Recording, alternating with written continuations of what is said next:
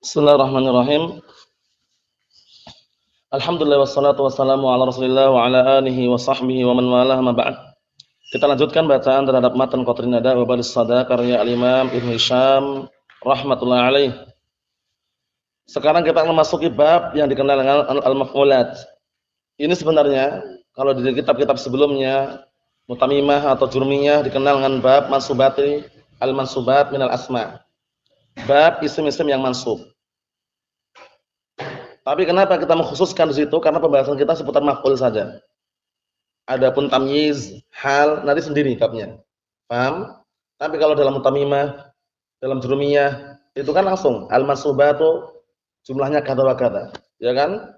Nah, isim-isim mansub ini dan ini. Nah, sekarang kita fokus arahnya kepada maf'ul saja. Karena maf'ul ternyata terbagi menjadi berapa? 5. Tulisannya itu al-maf'ulat terbagi menjadi 5. Al-maf'ul bih 1. Yang kedua, al-maf'ul mutlaq. Yang ketiga, al-maf'ul li ajlih atau min ajlih atau lah, itu sama semua. Al-maf'ul li ajlih, al-maf'ul min ajlih, al-maf'ul lah, itu sama semuanya. Yang keempat, al-maf'ul ma'ah. Yang kelima, al-maf'ul fih. Itu yang akan kita bahas. Paham? Itu yang akan kita bahas. Lah mana tamyiz, mana hal, itu nanti ada pembahasan tersendiri. Paham ya? Ada pembahasan tersendiri. Nah, oleh karena itu ana sebutkan situ al-maf'ulat karena di dalam matan juga al-maf'ul. Ya kan? Dalam matan ini al-maf'ul mansubun wa huwa khamsah. Maf'ul itu hukum asalnya mansub ada 5. Nah, langsung tak gabungkan di sana itu untuk gambaran sebelum kita baca di kitab ini atau matannya. Na'am barakallahu fikum. Antum lihat dulu papan tulis itu. Pertama maf'ul bih. Maf'ul bih itu seringnya kalau diartikan secara global adalah sesuatu yang terkenai perbuatan. Paham ya? Yang terkenai perbuatan, baik itu orang, manusia atau yang lainnya. Intinya terkenai perbuatan. Itu terjemahan secara global ya. Nah, yang melakukan perbuatan namanya apa? Esan? Yang melakukan perbuatan fa'il. Yang terkenai perbuatan itu maf'ul bih. Paham ya? Nah, baik manusia, hewan, benda, intinya terkenai perbuatan. Contohnya, misal qataltul hayyata. Aku membunuh ular. Ular terkenai perbuatan pembunuhan enggak? Terkenai. Siapa yang bunuh? Aku. Berarti taknya itu fa'il. Dhamir muttasil mabni lil dhamm fi mahalli raf'in fa'il. Mafhum soal ini? Alhamdulillah. Adapun qatalnya, qatal, i'rabnya apa qatal? Fi'lun madhin mabniun 'ala sukun liittisalihi bi dhamir raf'in mutaharrikin. Jangan sampai lupa. Kemudian yang kedua, ini ana sebutkan itu dengan ringkas saja karena rinciannya nanti di sini. Yang kedua al-maf'ul mutlaq. Maf'ul mutlaq ini dinamakan dengan al-maf'ul mutlaq, summiya mutlaqan. Kenapa dinamakan mutlaqan? Dinamakan mutlaq kok tidak yang lainnya? Nah, barakallahu fikum. Li'annahu mutlaqun 'anit taqyid. Karena dia itu dibebaskan dari suatu ikatan. Dibebaskan dari suatu ikatan. Kenapa? Semuanya ada ikatan. Maf'ul bih ada ikatan. Maf'ul li ajlih ada ikatan. Maf'ul ma'ah ada ikatan. Maf'ul fi ada ikatan. Maksudnya ikatan di sini apa sih maksudnya? Maksudnya adalah li'annahu khalin minat taqyid. Paham ya? Li'annahu khalin minat taqyid. Nah, dikarenakan dia itu kosong dari apa? Ikatan. Ikatan di sini apa maksudnya? Huruf jar. Paham? Nah, li'annahu la yuqayyad bi harfin min hurufil jar. Itu termasuk alasannya juga. Li'annahu na barakallahu fikum la yuqayyad biharfin min hurufil jar, dikarenakan dia tidak diikat dengan salah satu huruf daripada huruf-huruf jar yang ada. Al-maf'ul bih ada ikatannya enggak? Ada ba. Al-maf'ul li ajlih ada ikatannya tidak? Ada lam. Al-maf'ul ma'ah ada ikatannya tidak? Ada ma'a. Al-maf'ul fi ada ikatannya enggak? Ada fi. Adapun maf'ul mutlaq maka tidak ada ikatan di situ. Mafhum?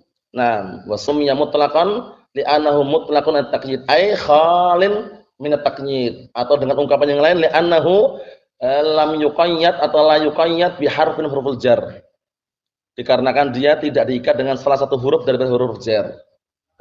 Bi khilafi sa'iril maf'ulat, bi khilafi sa'iri al-maf'ulat, berbeda dengan maf'ul-maf'ul yang ada yang lainnya. Bisa dipahami ini soal ini, Bang? Bisa dipahami, San? Ayo, na'am. Itu alasannya kenapa dinamakan al-maf'ul mutlaq.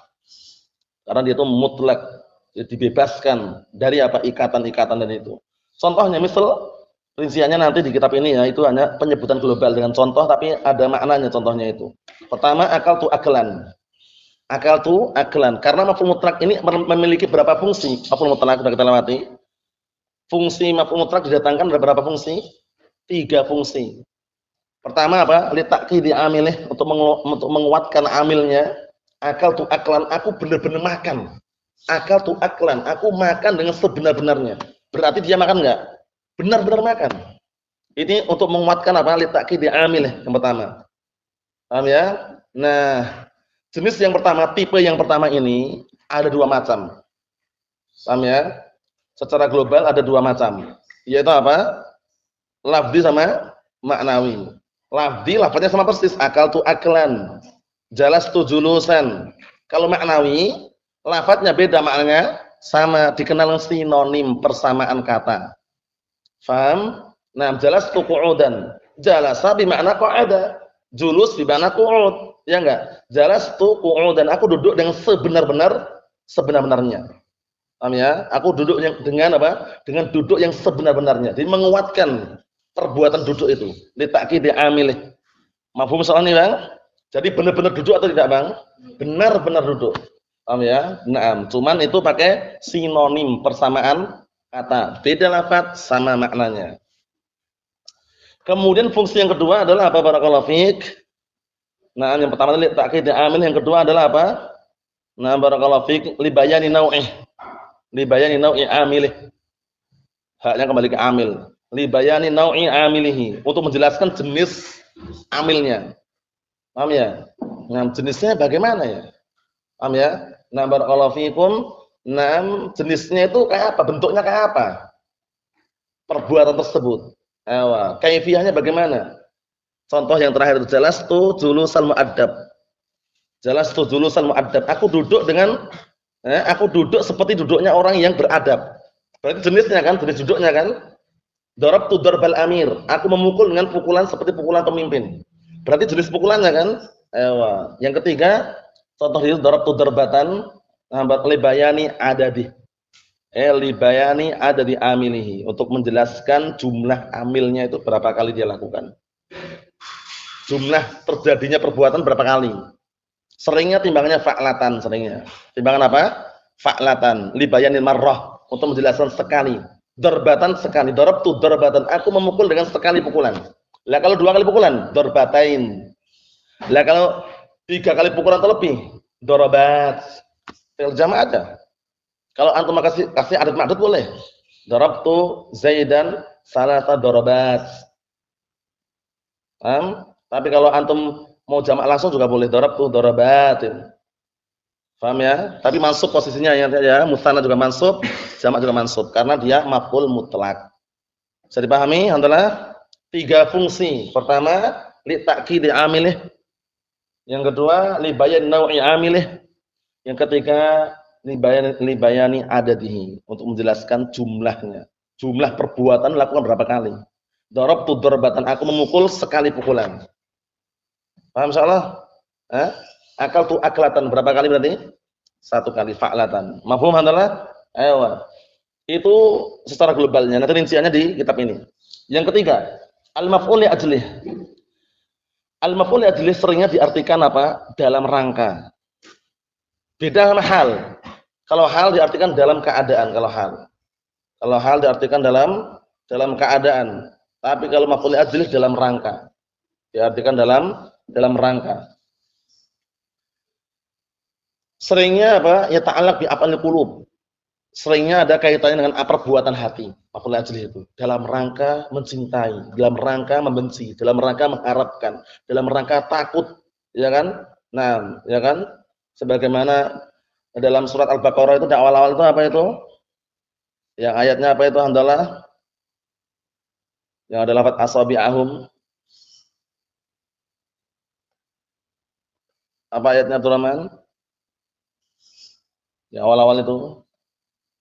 Hadarul maut, itu sebelumnya apa ayatnya itu?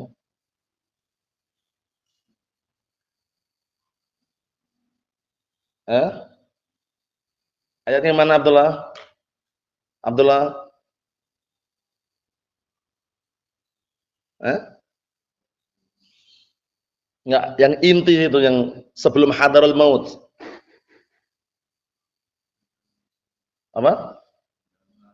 Ya ja'aluna asabi'ahum fi adhanihim, ya kan? Minas sawa'iq hadarul maut. Ya kan mereka menjadikan, nah barakallahu fikum, jari-jari mereka diletakkan di telinga-telinga mereka karena takut terhadap kematian. Dengan adanya petir-petir tersebut takut dengan apa? Kematian. Hadarul maut. Hadarul maf'ul ajli. Dalam rangka. Paham ya? Nah, dalam rangka. Nah, seringnya maf'ul ajli ini boleh dikasih lam. Makanya para ulama lughah mengatakan tidak wajib mansub. Paham ya? Tidak wajib mansub, bahkan boleh dijar dengan huruf jar itu lam. Harus lam karena maknanya ajli. Maknanya lam, ta'lil. Paham ya? Sebabnya kenapa? Alasannya kenapa? Paham ya seperti itu ya? Nah, barakallahu fikum, jangan sampai keliru. Jangan sampai keliru. Nah. Ayo kita lihat sini. Barakallahu fikum, dulu pernah di zaman Syekh Mukbil dikisahkan salah satu mustafidun waktu anak belajar di sana. Syekh Mukbil pernah nanya, kapan maf'ul ajli itu wajib nasab? Ada yang jawab kalau terpenuhi syaratnya, kalau gini ternyata semuanya jawabannya tidaknya benar. Kata Syekh Mukbil tidak wajib nasab. Mau antum nasab silahkan, mansub enggak masalah. Kalau antum jar dengan huruf jar tidak ada larangan, pakai lam. Itu jawabannya. Jadi hukumnya tidak sampai wajib itu loh, walaupun terpenuhi syaratnya. Paham? Tapi kalau antum nanti tidak kasih huruf jar harus mansub. Posisinya enggak marfu itu loh. Paham maksudnya? Tapi kalau antum jar dengan huruf jar boleh. Paham? Nah, maf'ul ini dikenal maf'ul li ajli, maf'ul min ajli, maf'ul lah. Itu sama aja itu. Paham ya? Seringnya kaitannya dengan perbuatan apa tadi? Amalan hati. Diartikan dalam rangka. Kalau hal kan dalam keadaan. Bedakan.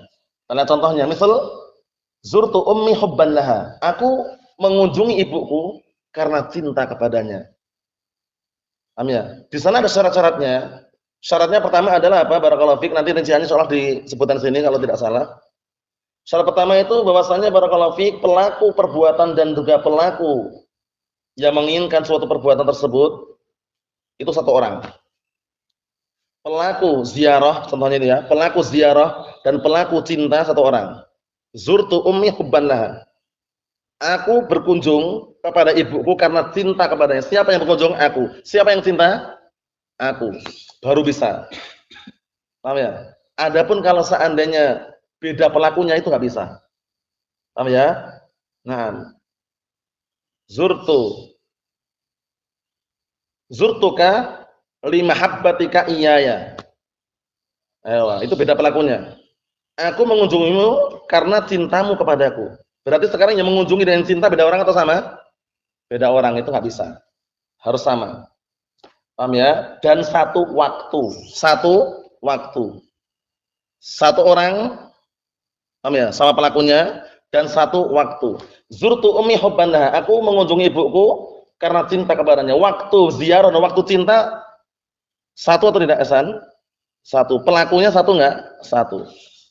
Dan min afalil qulub. Berikutnya, sholaitu ibtigha'a wajhillah. Aku salat dalam rangka mengharapkan wajah Allah, ya kan? Ibtigha'. Amalan hati bukan? Maf'ul li ajlih. Yang keempat, al-maf'ul ma'ah. Al-maf'ul ma'ah nanti rinciannya juga disebutkan di sana. Ada dua hukum. Ada yang wajib nasab, ada yang barakallahu fikum boleh-boleh saja. Kalau nasab dia berarti maf'ul ma'ah. Kalau enggak nasab dia nanti ma'tuf kepada sebelumnya, seringnya gitu. Contohnya yang boleh, misal ja'al amiru wal jaisha. Pemimpin itu telah datang dan bersama dengan tentara-tentaranya. Itu hukumnya boleh-boleh saja. Kenapa? Karena sama-sama bisa melakukan datang. Jadi nanti ada kaidah namanya apa? Idza kana ba'dal wawi, ya kan? Apabila setelah wawu itu bisa melakukan perbuatan yang dilakukan sebelum wawu. Sekarang amir, pemimpin, datang bisa nggak sendirian? Bisa. Tentara juga bisa. Makanya ja'al amirul jaishu boleh, ma'tuf. Tidak wajib. Karena sama-sama bisa melakukan maji, gitu loh. Mafhum? Contoh yang wajib. Istawal ma'u wal khasyabata. Air itu meninggi setara bersama Air itu meninggi bersamaan dengan kayu. Maksudnya setara dengan kayu. Yang setara itu kayunya atau airnya? Air setara dengan kayu atau kayu setara dengan air? Yang kita lewati. Karena khosyabah ini kayu nggak sembarangan. Zaman dahulu, zaman kuno dulu, itu kalau di bendungan-bendungan itu untuk mengetahui kadar naik turunnya air dengan kayu tancapkan ini. Nah, ini. Istawal ma'u wal khosyabata. Airnya naik sejajar dengan kayu. Berarti yang sejajar kayunya adalah airnya. Airnya, makanya wajib situ. Karena kayu kalau antum taruh di atas air, ima terapung, ima tenggelam. Kalau berat tenggelam, ya enggak. Kalau ringan terapung. Untuk sama enggak bisa. Kecuali untuk pegang ini. Paham maksudnya? Jadi itu wajib. Kenapa wajib? Karena khosyabah tidak bisa melakukan istiwa. Paham? Air yang naik setara dengan kayu. Bukan kayu yang kenapa? Karena para ulama menyebutkan al-murad bil khosyabah huna miqyasun yu'raf bihi qadru irtifa'il ma. Miqyasun yu'rafu bihi qadru irtifa'il ma. Yaitu suatu ukuran yang diketahui dengannya apa? Kadar naiknya air. Pasang surutnya. Paham maksudnya? Bukan sembarang kayu ini, bukan kayu taruh di air itu bukan. Kayu tancapkan di bendungan-bendungan ya tahu ya. Itu. Yang wajib yang kedua adalah zakartu wal misbahah. Zakartu wal misbahah. Aku murojaah bersamaan dengan galon atau lampu. Sekarang yang bisa murojaah orangnya atau lampunya, Ihsan? Orangnya, lampu bisa murojaah enggak? Makanya wajib situ zakartul misbahah. Karena apa? Setelah wawu tidak bisa melakukan musyarakah, tidak bisa bermusyarakah, tidak bisa berserikat, tidak bisa bersekutu dalam perbuatan mudzakarah. Paham? Karena misbah hanya menerangi, menyinari. Adapun yang mudzakarah siapa? Tak mutakallim tersebut. Paham soalnya bedanya nih? Sirtu wal jabala. Aku berjalan bersama gunung. Gunungnya berjalan atau tidak, Bang? Enggak, kita berjalan mengiringi gunung gitu. Nah, sirtu wan nila sama juga. Mafhum itu ini rinciannya insyaallah nanti pada pertemuan yang sebutkan dalam kitab ini insyaallah. Yang kelima, al-maf'ul fi. Yang kelima, al-maf'ul fi. Nah, al-maf'ul fi itu dikenal juga dengan dzaraf zaman atau dzaraf makan. Paham ya? Seringnya kalau di dalam matan jurumian dipisahkan kan? Wa dzarfuz zaman wa dzarful makan itu maf'ul fi. Karena di dalamnya mengandung makna apa? Fi. Paham belum? Al-maf'ul fi itu kenapa? Karena di dalamnya mengandung makna fi. Contohnya jalastu amamal baiti. Takdirnya seakan-akan jalastu fi amamil baiti. Seakan-akan. Paham ya? Sumtu yaumal khamisi. Sumtu fi yaumil khamisi. Ada fi, ada makna dzarf situ. Karena dzarf itu apa sih? Dzarf maknanya dzarf apa kemarin dzarf? Apa itu dzarf? Wi'a. Dzarf itu apa secara bahasa maknanya? Wi'aun, wadah.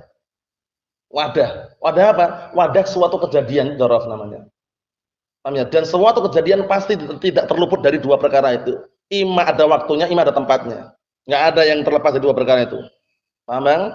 Antum melihat kecelakaan, Bang. Ada waktunya enggak? Ada tempatnya enggak? Nah itu. Dzaraf. Paham ya? Maknanya wi'a. Itu wadah. Wadah apa?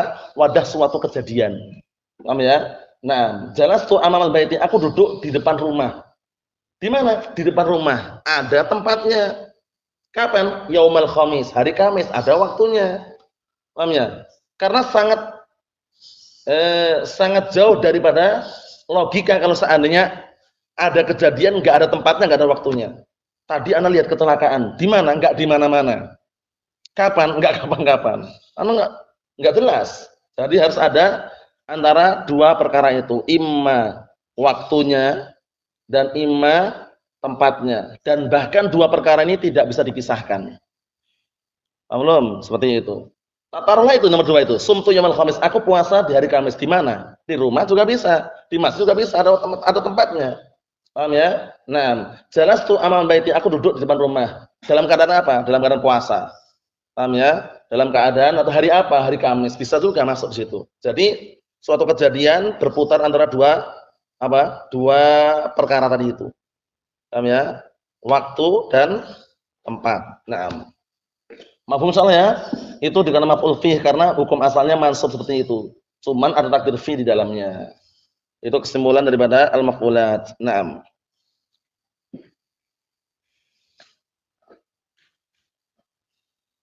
Kita baca matanya di sini. Matanya udah baca. Semoga Allah mudahkan, kalau memungkinkan kita selesaikan sebelum Ramadan rencananya.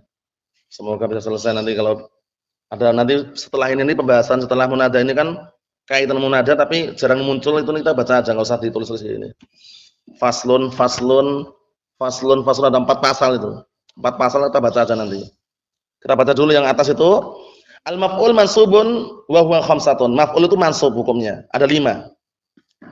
Pertama al-maf'ul bih ini yang pertama, wa huwa ma waqa'a 'alaihi al-fi'lul fa'il. Yaitu sesuatu yang perbuatan pelaku mengenai padanya. Intinya terjemahan bebas apa sesuatu yang terkena perbuatan itu aja udah. Paham ya? Qadarabtu Zaidan sepertinya aku memukul Zaid. Zaid terkena pukulan enggak, San? Ewa. Tapi ini definisi yang masih kurang ternyata sebenarnya. Cuman definisi untuk takribul faham, pendekatan pemahaman. Kenapa? Karena bisa jadi orang terkadang enggak kena pukulan tapi maf'ul bih juga. Percaya enggak? Orangnya enggak kena pukulan tapi maf'ul bih. Wah, kok bisa? Ini contohnya. Contohnya yang pertanya. Lam adrib Zaidan. Aku tidak memukul Zaid. Zaid kena pukulan enggak? Maf'ul bih bukan? Maf'ul bih. Makanya para ulama masih mengkritik definisi ini sebenarnya.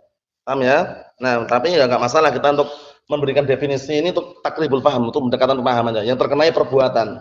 Walaupun kadang-kala tidak terkenai perbuatan tapi bisa maf'ul bih ini contohnya. Lam adrib Zaidan. Aku tidak memukul Zaid. Zaid kena pukulan enggak? Enggak, tapi maf'ul bih bukan? Ayo. Seperti itu. Mafhum? Naam. Itu sebagian ulama mengkritiknya seperti itu. Kita ambil dikit saja. Selebihnya ini jangan dihapus besok yang ini. Nah, barakallahu fiik. Wa minhu al-munada. Ayo. Ternyata munada dikasih lafaz wa minhu. Wa minhu al-munada. Di antara maf'ul bih itu munada. Ini berarti menunjukkan munada aslinya apa? Maf'ulun bih. Makanya enggak dipisahkan di sini. Jadikan satu. Paham ya? Pertama maf'ul bih, wa minhu, dan di antara maf'ul bih munada. Lah kok bisa? Karena aslinya gini. Ya Zaidu, barakallahu fik, aslinya adalah apa? Nah, barakallahu fik, ad'u Zaidan. Ingat-ingat, ad'u Zaidan. Atau unadi Zaidan, aku manggil Zaid. Ya Zaid, wahai Zaid, manggil antum. Nah, itu aslinya Zaid. Zaidan maf'ul bih bukan adalah maf'ul bih. Nah, ketika antum mendatangkan ya, yang ya ini namanya adalah barakallahu fikum nam al-mu'awwid, kemudian ada wadah mu'awwad anhu, ya namanya mu'awwid